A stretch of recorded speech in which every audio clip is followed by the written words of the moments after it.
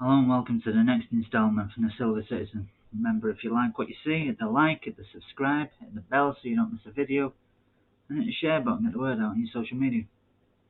Alright, let's get into it. This one is about the EDS game played on Friday, just gone.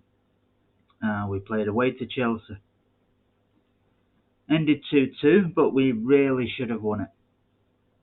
We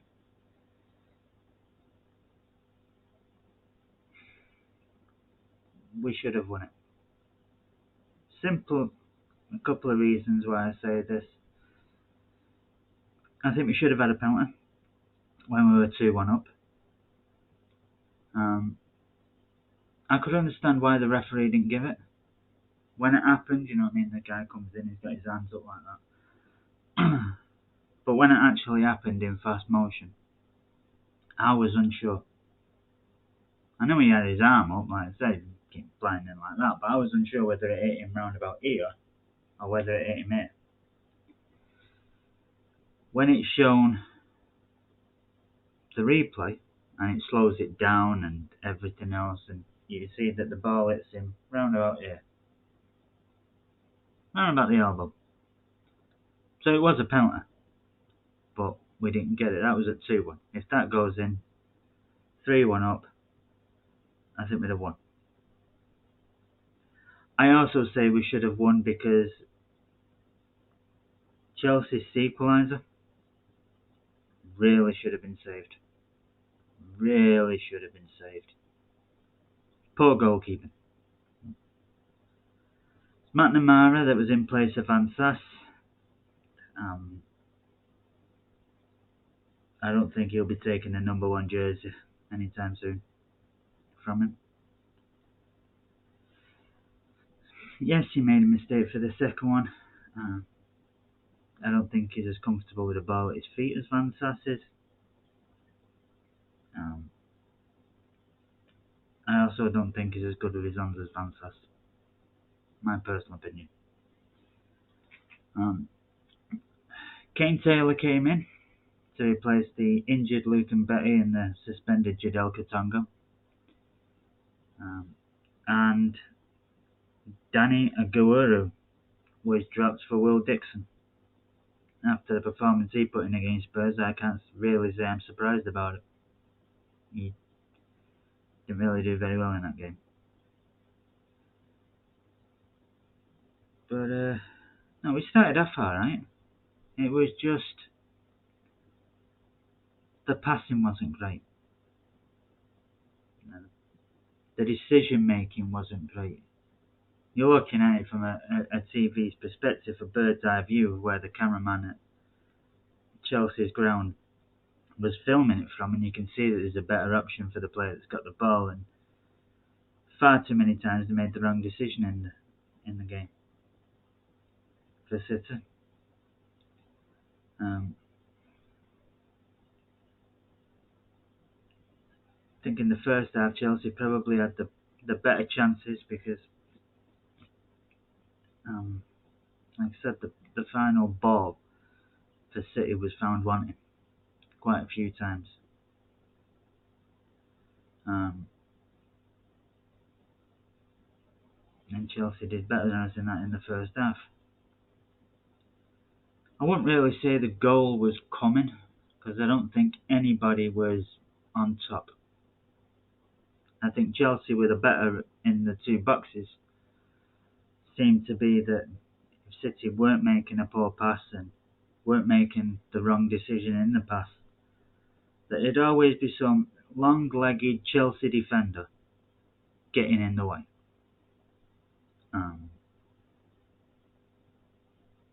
That wasn't happening in the other box.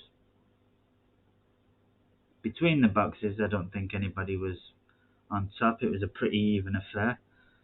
It's just that in the boxes, which, you know, as anybody knows, that's where the games are won and lost, in both boxes. Chelsea were better in that first half, in my opinion.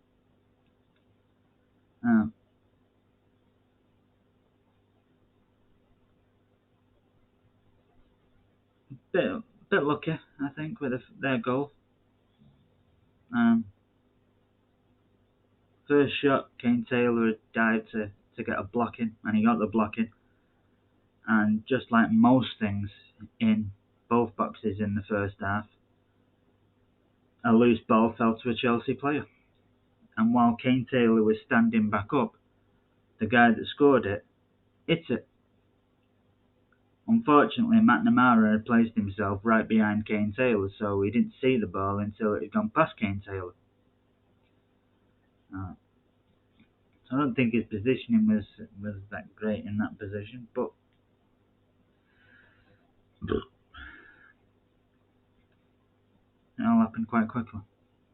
And if Kane Taylor wouldn't have got a block in, the goalie was where he needed to be to make the save from the first shot. But as it turned out, when the second shot came in, because of his position, his viewpoint was blocked by Kane Taylor, and they scored. The equaliser for City from Kean Brecken was a fantastic shot. 30 yards out, curled away from the keeper right at the end of the first half. Keeper, no chance. We tried to play the through ball to Maboud in a few of those situations, or through to Borges, or through to Dixon, or whoever the case may be. This time he just put his foot through it. Fantastic goal, and brought us level. Started the second half, I think City were a better team in the second half all over. And within 5 minutes of the second half, we were 2-1 up. We should have been 2-1 up pretty much straight before it. Kean Brecken got put through. And he should have scored his second one of the match, but he didn't. It was a good save by the keeper. And from the resulting corner, Oscar Bob flashed one right past him. Beautiful bit of skill by Bob to get past his man. And then he just wrapped his foot around it and was past the keeper before he even moved. 2-1, and then City had quite a few chances thereafter. But the fellow that Chelsea had in goal just kept on making saves. When we shot, which more likely, most of the time, was Maboud,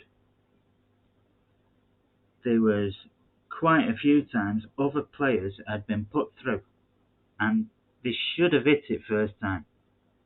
Poor decision making throughout the match in a lot of people's cases. They should have hit it, but they sort of put the foot on the ball, stopped it, and then looked for someone to pass to. Hearing Barry Brian Murphy or Brian Barry Murphy on the sidelines, I can understand why they're looking for someone to pass to, because all you can hear him say is pass, pass, pass, pass, pass, pass, pass, pass, pass, pass, pass, pass, pass, pass. Maboud was taking shots, and when he was taking shots, their keeper was there to save it. He had a good game, their keeper. Oh. Josh Adam got put through pretty much straight after they'd equalised, and should have at least got it on target. It was a poor finish from him. Chelsea's equaliser, he shot it. The keeper should have saved it. I'd expect City's under-9s keeper to save it. That for me is how bad it was. It reminded me, if anyone hasn't seen the City and Chelsea highlights, but watch Match of the Day and stuff, it reminded me of the David De Gea howler for Brentford's first goal. One that should have been bread and butter for any goalkeeper, and just went through him. It was poor goalkeeper.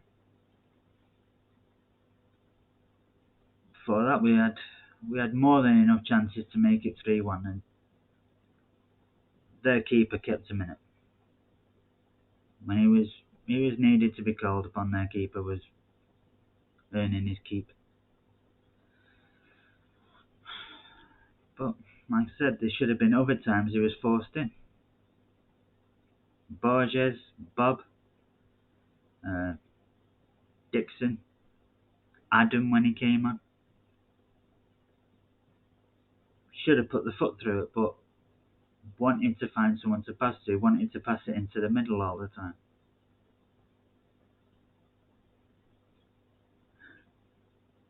And there was one part that made me laugh because we got a free kick.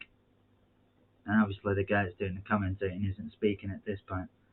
But the ref is stood in front of the ball, and you've got Shea Charles ready to take the free kick. Ref stood in front because he's having a word with a Chelsea player, and he doesn't want City to take the free kick while he's yapping. But then you hear City's coach. Give it Josh, meaning Josh Adam. Give it Josh. Shea, Shea, Shea. And he looks at him. Josh is free. Josh is empty. When they get to take the free kick, give it to Josh. He's got no one on him. He's got space. And Shea Charles is giving this look as though, I saw that. Only they didn't know it. Thanks, boss. By the time the referee's moved, you've now got two Chelsea players standing, one in front and one behind Josh Adam. So then he shouts out, Shea, Tom's available, and actually pointing to him.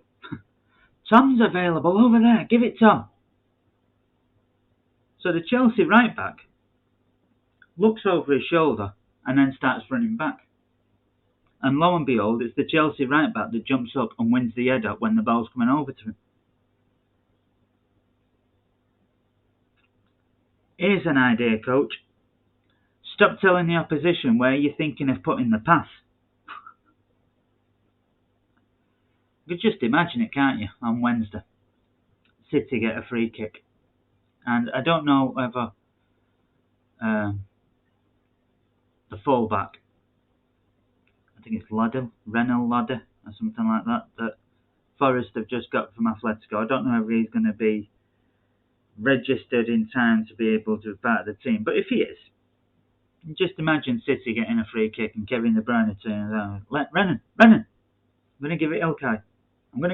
He's free. He's available. He's got no one on him. See how he's available? He's got no one on him. I'm going to pass it to him. Well, all right. I'll go and mark him.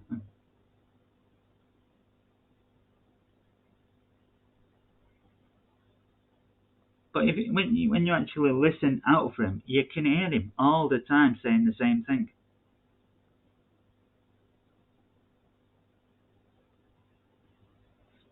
You know, Shea, look for Will. Look for Will.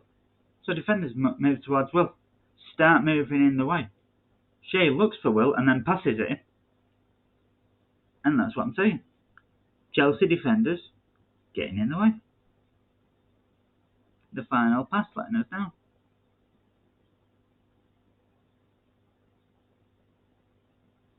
You can hit him other times. Give it Josh. And he said that when Juan Larios had it, meaning Josh McNamara. Give it Josh. Juan, give it Josh. So he gave it Finlay Burns. Finlay, give it Josh. Give it back to Josh.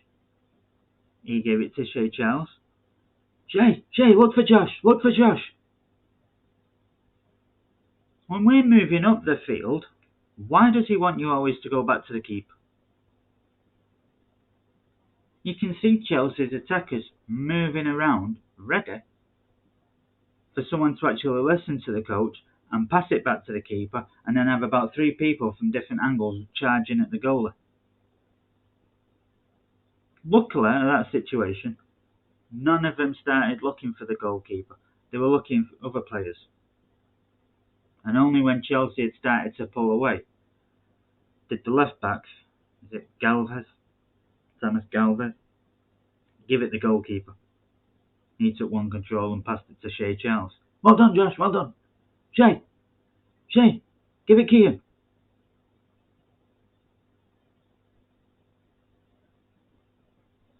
He needs to start letting the players make the decisions on who to pass to. He needs to start trusting them. I can understand barking orders out from the touchline, but not telling them who you want to pass to. Because there was a few times in that first half and second half that Shea Charles was listening to him. As soon as he said, look for him, Shay Charles looked for him to see where he was and then go to pass it. Well, the defender that's closest to him already knows where he is and just starts making his way up. He doesn't need to think, what's he going to do with the ball? Because you've got a coach on the sideline shouting out what he wants him to do with the ball.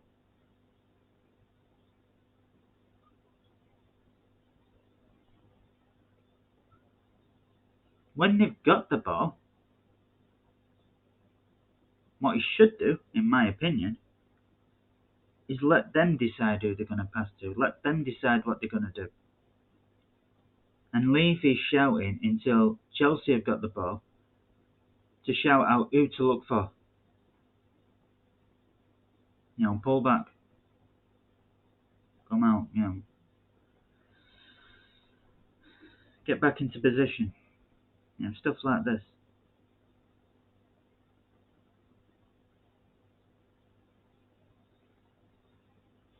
Now, I don't even mind him turning around going pass, pass, pass, pass, pass, pass, pass, pass.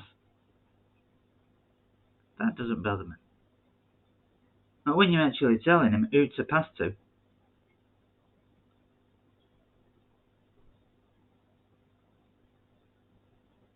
in case he's going to turn around to the players and say, listen, I'm going to say, pass it to him. I'm going to say, pass it to him. And when I say pass it to him, don't. Look for him. Act as if you're going to pass it to him. But give their players the eyes. So I say to, I don't know, Shay Charles, for example, look for Kean. Pass it to Kean. Give it Kean. Give it Kean. And he looks for Kean Brecken, sees Kean Brecken, and then instead of passing it to Kean Brecken, gives it to Oscar Baba. Because people are going to come away from him and get ready to intercept a pass that's not going to come.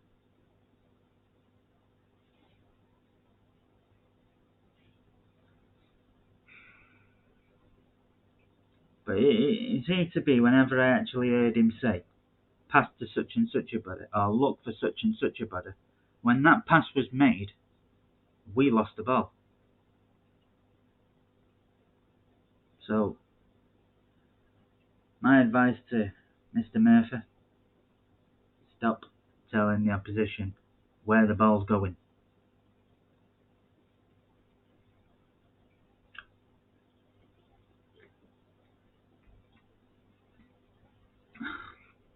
We should have won.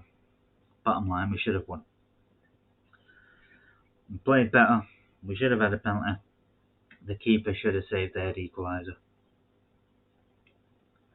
But it is what it is. 2-2. It is funny listening to him shout pass every time someone's getting the ball. And they haven't even got the ball's coming to him, pass.